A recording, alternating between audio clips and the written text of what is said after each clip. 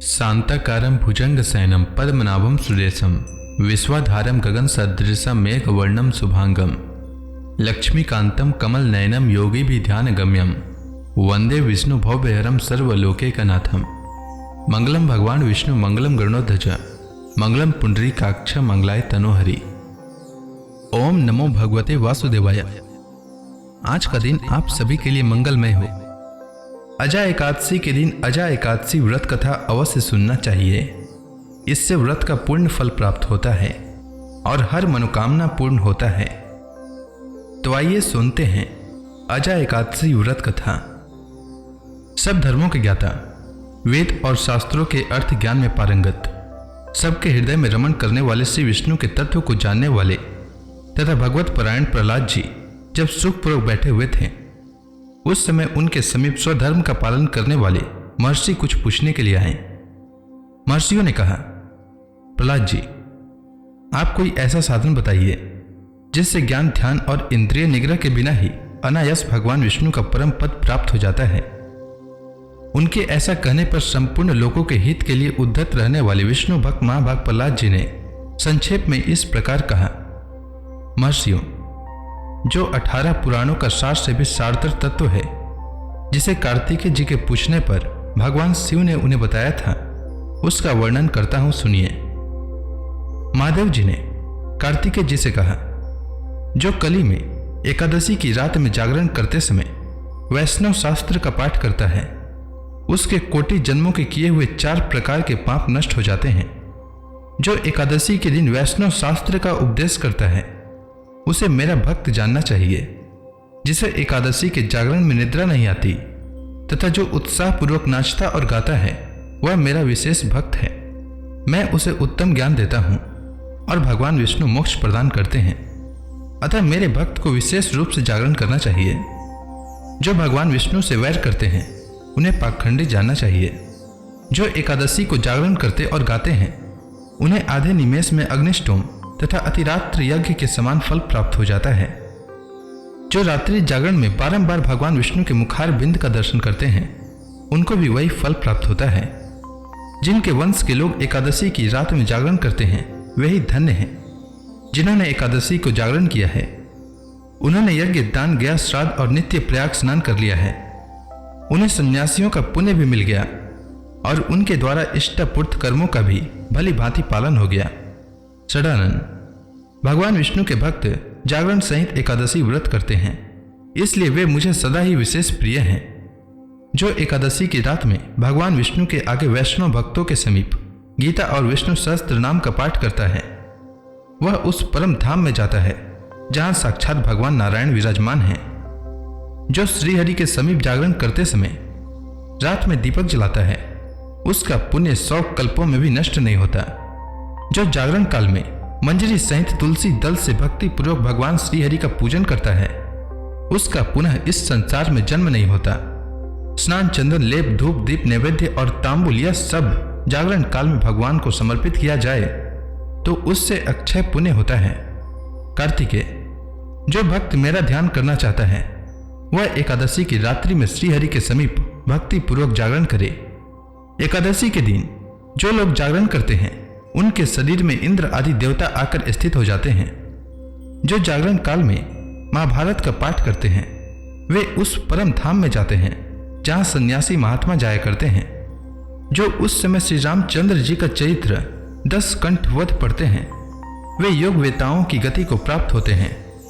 जिन्होंने श्रीहरि के समीप जागरण किया है, उन्होंने चारों वेदों का स्वाध्याय, देवताओं का पूजन, यज्ञों का अनुष्ठान तथा सब तीर्थों में स्नान कर लिया।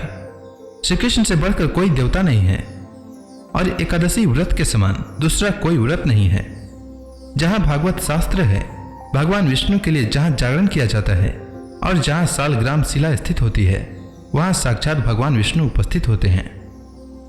अजा एकादशी व्रत कथा के अनुसार युधिष्ठिर ने कहा, हे पुंडरीकाक्ष, अब आप कृपा करके मुझे भाद्रपद माह के कृष्ण पक्ष की एकादशी के विषय में बतलाइए।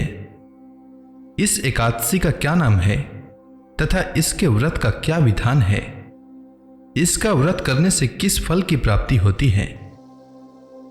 श्री कृष्ण भगवान ने महाराज युधिष्ठिर को उत्तर देते हुए कहा, हे कुंती पुत्र, भाद्रपद माह के कृष्ण पक्ष की एकादशी को अजा एकादशी के नाम से जाना जाता है। इसका व्रत करने से सभी पाप नष्ट हो जाते हैं। जो मनुष्य इस दिन श्रद्धापूर्वक भगवान का पूजन करते हैं उनके सभी पाप नष्ट हो जाते हैं। इस लोक में और परलोक में मदद करने वाली इस एकादशी व्रत के समान संसार में दूसरा कोई व्रत नहीं है। अब ध्यानपूर्वक इस एकादशी का महात्म्य श्रवण करो। पौराणिक काल में अयोध्या नगरी में एक चक्रवर्ती राजा राज्य करता था। उसका नाम हरिश्चंद्र था। वह अत्यंत वीर, प्रतापी तथा सत्यवादी था। उसकी प्रसिद्धि चारों तरफ फैली थी। ऋषि विश्वामित्र ने राजा हरिश्चंद्र की प्रसिद्धि सुनी।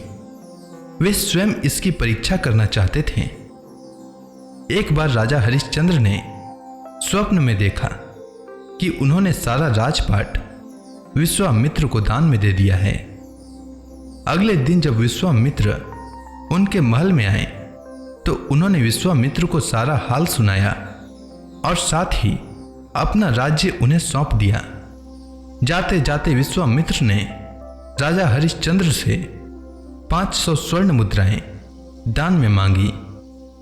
विश्वामित्र ने राजा को याद दिलाया कि राजपाट के साथ राज्य का कोष भी वे दान कर चुके हैं और दान की हुई वस्तु को दोबारा दान नहीं किया जाता। तब राजा ने अपनी पत्नी और पुत्र को बेचकर स्वर्ण मुद्राएं हासिल की, लेकिन वो भी 500 नहीं हो पाई। राजा हरिश्चंद्र ने खुद को भी एक चांडाल के यहां बेच डाला और सोने की सभी मुद्राएं विश्वामित्र को दान में दे दी। राजा हरिश्चंद्र स्वयं एक चांडाल का दास बन गया। उसने उस चांडाल के यहां कफन लेने का काम किया, किंतु उसने इस आपत्ति के काम में भी सत्य का साथ नहीं छोड़ा। जब इसी प्रकार उसके कई वर्ष बीत गए तो उसे अपने इस नीच कर्म पर बड़ा दुख हुआ और वह इससे मुक्त होने का उपाय खोजने लगा। वह सदैव इसी चिंता में रहने लगा कि मैं क्या करूं, किस प्रकार इस नीच कर्म से मुक्ति पाऊं। एक बार की बात है, वह इसी चिंता में बैठा था कि गौतम ऋषि उसके पास पहुंचे। हरिश्चंद्र ने उन्हें प्रणाम किया और अपनी दुख भरी कथा सुनाने लगा। राजा हरिश्चंद्र की दुख भरी कहानी सुनकर महर्षि गौतम भी अत्यंत दुखी हुए और उन्होंने राजा से कहा, हे राजन, भादव के कृष्ण पक्ष की एकादशी का नाम अजा है। तुम उस एकादशी का विधान पूर्वक व्रत करो तथा रात्रि को जागरण करो।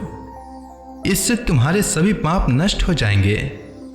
महर्षि गौतम इतना कह आलोप हो गए। अजा नाम की एकादशी आने पर राजा हरिश्चंद्र ने महर्षि के कहे अनुसार विधान पूर्वक उपवास तथा रात्रि जागरण किया। इस व्रत के प्रभाव से राजा के सभी पाप नष्ट हो गए। उस समय स्वर्ग में नगाड़े बजने लगे तथा पुष्पों की वर्षा होने लगी। उसने अपने सामने ब्रह्मा, विष्णु, महेश तथा देवेंद्र आदि देवताओं को खड़ा पाया। उसने अपने मृतक पुत्र को जीवित तथा अपनी पत्नी को राजसी वस्त्र तथा आभूषणों से परिपूर्ण देखा। व्रत के प्रभाव से राजा को पुनः अपने राज्य की प्राप्ति हुई।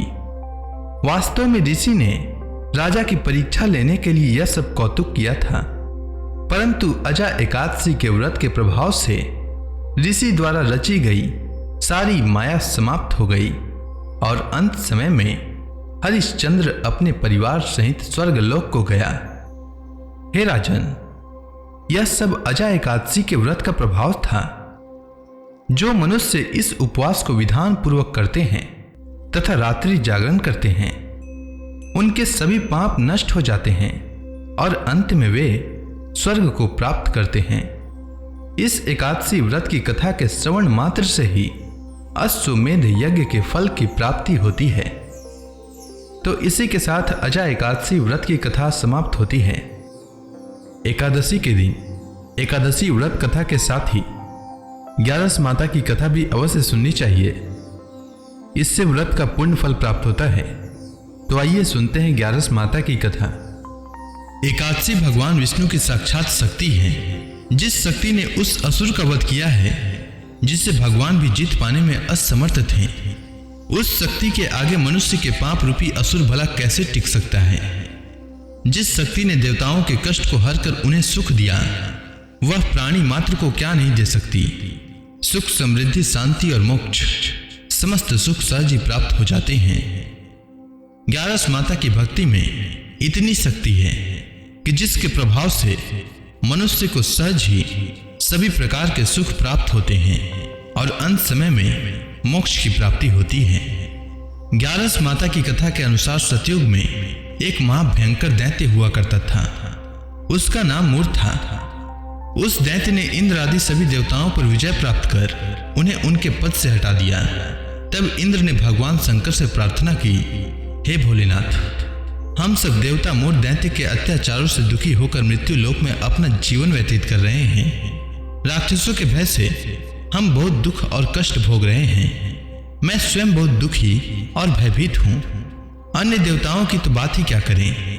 अतः हे कैलाशपति, कृपा कर आप मूर दैत्य के अत्याचार से बचाने का उपाय बताइए। देवराज इंद्र की प्रार्थना सुनकर भगवान शंकर ने कहा, हे देवेंद्र, आप भगवान श्री हरि विष्णु के शरण में जाइए। मधु कैटभ का संहार करने वाले भगवान विष्णु देवताओं को अवश्य ही इस भय से मुक्त करेंगे। भगवान शंकर के आदेश का पालन करते हुए इंद्र तथा अन्य देवता क्षीर सागर गए, जहां पर भगवान श्री हरि विष्णु शेष शैया पर विराजमान थे। इंद्र सहित सभी देवताओं ने भगवान विष्णु को देखा और उनके समक्ष उपस्थित होकर उनकी स्तुति करने लगे। वे कहने लगे, हे तीनों लोकों के स्वामी, आप स्तुति करने योग्य हैं। हम सभी देवताओं का आपको कोटि कोटि प्रणाम है। हे दैत्यों के संहारक, हम आपकी शरण में हैं, आप हमारी रक्षा करें। हे त्रिलोकपति, हम सभी देवता दैत्यों के अत्याचार से भयभीत होकर आपकी शरण में आए हैं। इस समय दैत्यों ने हमें स्वर्ग से निकाल दिया है और हम सभी देवता बड़ी ही दयनीय स्थिति में मृत्यु लोक में विचरण कर रहे हैं। अब आप ही हमारे रक्षक हैं, हमारी रक्षा करें। हे जगन्नाथ, आप हमारी रक्षा करें। देवताओं की करुण पुकार सुनकर भगवान श्री हरि विष्णु बोले, हे देवगणों, वह कौन सा दैत्य है जिसने देवताओं को जीत लिया है। आप सभी देवगण किसके भय से पृथ्वी लोक में भटक रहे हैं। क्या वह दैत्य इतना बलवान है जिसने इंद्र सहित सभी देवताओं को जीत लिया है। तुम निर्भय होकर मुझे सब हाल बताओ। भगवान विष्णु के इस स्नेहमयी वचनों को सुनकर देवेंद्र ने कहा, हे प्रभु, प्राचीन काल में ब्रह्म वंश में उत्पन्न हुआ नाड़ी जंगम नाम का एक असुर था, जिसका मूर नामक एक पुत्र है, जो चंद्रवती नामक नगरी में निवास करता है, जिसने अपने बल से मृत्यु लोक और देवलोक को जीत लिया है और सब देवताओं को देवलोक से निकालकर अपने दैत्य कुल के असुरों को इंद्र, अग्नि, यम, वरुण और चंद्रमा आदि सभी को लोकपाल बना दिया है। वह स्वयं सूर्य बनकर पृथ्वी को तापता है और स्वयं मेघ बनकर जल की वर्षा करता है। अतः आप इस बलशाली भयानक असुर का संहार करके देवताओं की रक्षा करें। देवेंद्र के मुख से ऐसे वचन सुनकर भगवान विष्णु बोले, हे देवताओं, मैं आपके शत्रु का शीघ्र ही संहार करूंगा। आप सभी इसी समय मेरे साथ चंद्रवती नगरी चलिए। देवताओं की पुकार पर भगवान विष्णु तुरंत ही उनके साथ चल दिए। उधर दैत्यराज मूर ने अपने तेज से जान लिया था कि श्री विष्णु युद्ध की इच्छा से उसकी राजधानी में आ रहे हैं। अतः अपने राक्षस योद्धाओं के साथ वह भी युद्ध भूमि में आकर गरजने लगा। देखते ही देखते युद्ध शुरू हो गया। युद्ध शुरू होने पर अनगिनत असुर अपने अस्त्र शस्त्रों को धारण कर देवताओं से युद्ध करने लगे, किंतु देवता तो पहले ही डरे हुए थे। वह अधिक देर तक राक्षसों का सामना न कर सके और भाग खड़े हुए। तब भगवान विष्णु स्वयं युद्ध भूमि पर आ गए। दैत्य पहले से भी ज्यादा जोश में भरकर भगवान विष्णु से युद्ध करने लगे। वे अपने अस्त्र शस्त्रों से उन पर भयानक प्रहार करने लगे। दैत्यों के आक्रामक वारों को श्री हरि विष्णु अपने चक्र और गदा के प्रहारों से नष्ट करने लगे। इस युद्ध में अनेक दैत्य सदा के लिए मृत्यु की गोद में समा गए, किंतु दैत्यराज मूर भगवान विष्णु के साथ निश्चल भाव से युद्ध करता रहा। उसका तो जैसे अभी बाल भी बांका नहीं हुआ था। वह बिना डरे युद्ध कर रहा था। भगवान विष्णु मोर को मारने के लिए जिन जिन शस्त्रों का प्रयोग करते वे सब उसके तेज से नष्ट होकर उस पर पुष्पों के समान गिरने लगते। अनेक अस्त्रों शस्त्रों का प्रयोग करने पर भी भगवान विष्णु उससे जीत न सके। तब वे आपस में मल्ल युद्ध करने लगे।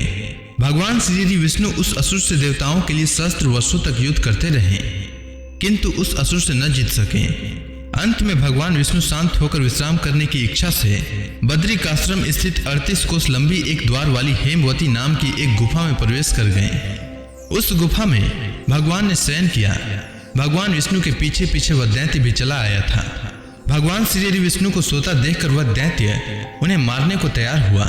वह सोच रहा था कि आज मैं अपने चिर शत्रु को मारकर हमेशा हमेशा के लिए निष्कंटक हो जाऊंगा, परंतु उसकी यह इच्छा पूर्ण न हो सकी, क्योंकि उसी समय भगवान विष्णु की देह से दिव्य वस्त्र धारण किए एक अत्यंत मोहिनी कन्या उत्पन्न हुई और राक्षस को ललकार कर उससे युद्ध करने लगी। उस कन्या को देखकर राक्षस को घोर आश्चर्य हुआ और वह सोचने लगा कि यह ऐसी दिव्य कन्या कहां से उत्पन्न हुई, और फिर वह असुर उस कन्या से लगातार युद्ध करता रहा। कुछ समय बीतने पर उस कन्या ने क्रोध में आकर उस दैत्य के अस्त्रों शस्त्रों को टुकड़े टुकड़े कर दिए। अब तो उस दैत्य को बड़ा ही क्रोध आया और वह सारी मर्यादाएं भंग करके उस कन्या से मल्ल युद्ध करने लगा।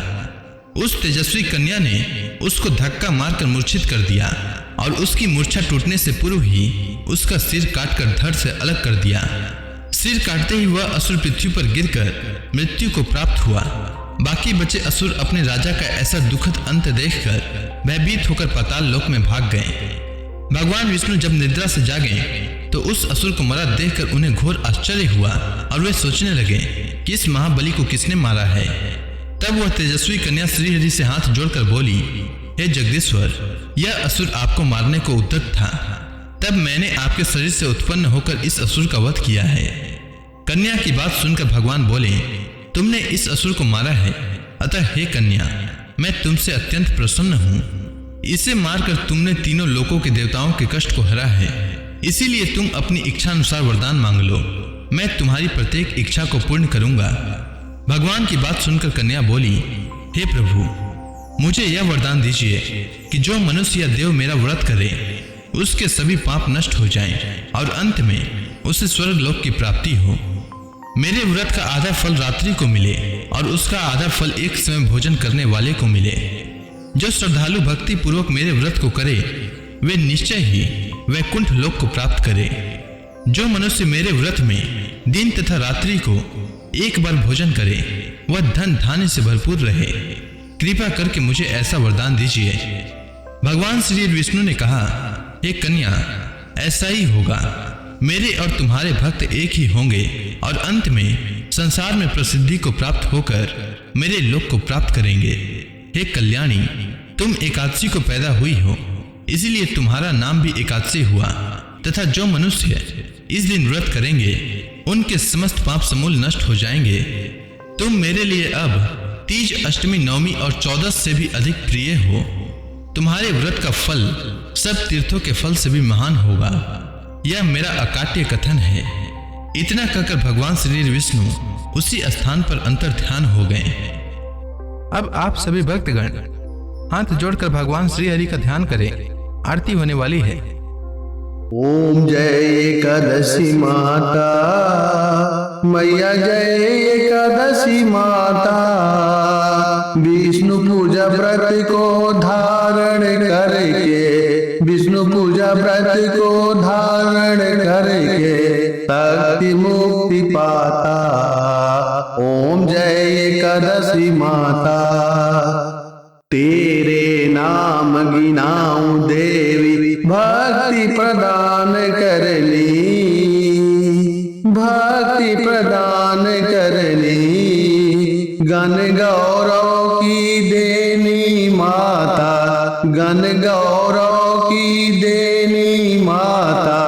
शास्त्रों में बरनी, ओम जय एकादशी माता।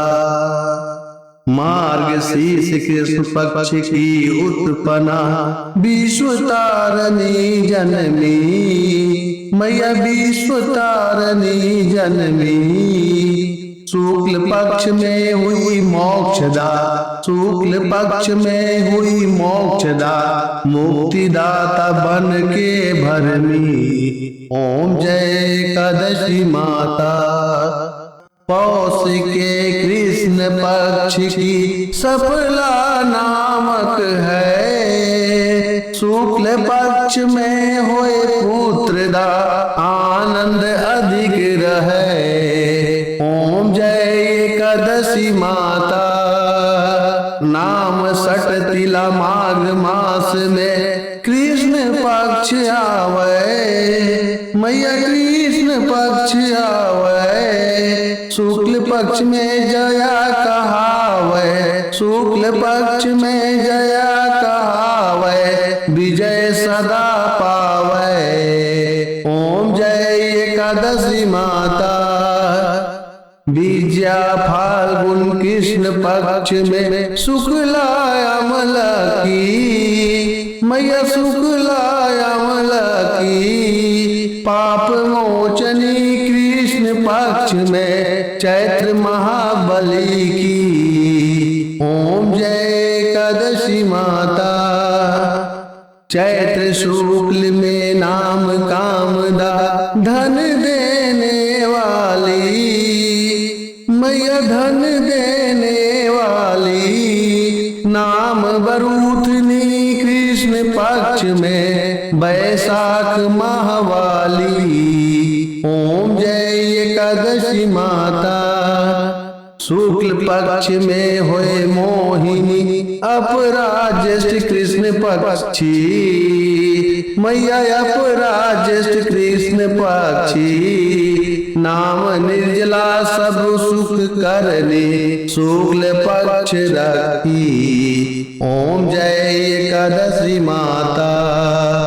योगिनी नाम आषाढ़ में जानो, कृष्ण पक्ष करनी, मैया कृष्ण पक्ष करनी, देवसैनी नाम कहायो, शुक्ल पक्ष धरनी। ओम जय एकादशी माता। कामिका श्रावण मास में आवे, कृष्ण पक्ष कहिए, श्रावण शुक्ला होए पवित्रा, आनंद से रहिए। ओम जय एकादशी माता।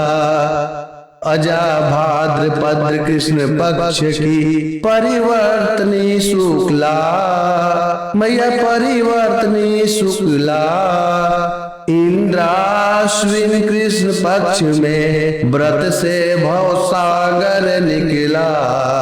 ओम जय एकादशी माता। पापांकुश है शुक्ल पक्ष में आप हरण हारी, मैया आप हरण हारी, रमा मास कार्तिक में आवे, सुखदायक भारी। ओम जय एकादशी माता। देवोत्थान शुक्ल पक्ष की दुख नाशक मैया, पावन मास में करो विनती, पार करो नैया। ओम जय एकादशी माता। परमा कृष्ण पक्ष में होती जन मंगल करनी, मैया जन मंगल करनी, शुक्ल मास में होए पद्मिनी, दुख दरिद्र हरनी। ओम जय एकादशी माता। जो कोई आरती एकादशी की भक्ति सहित गावे, मैया भक्ति सहित गावे, जन गुरु दिता स्वर्गवासा, निश्चय वह पावे। ओम जय एकादशी माता। तो प्रेम से बोलिए विष्णु भगवान की जय, माता लक्ष्मी की जय।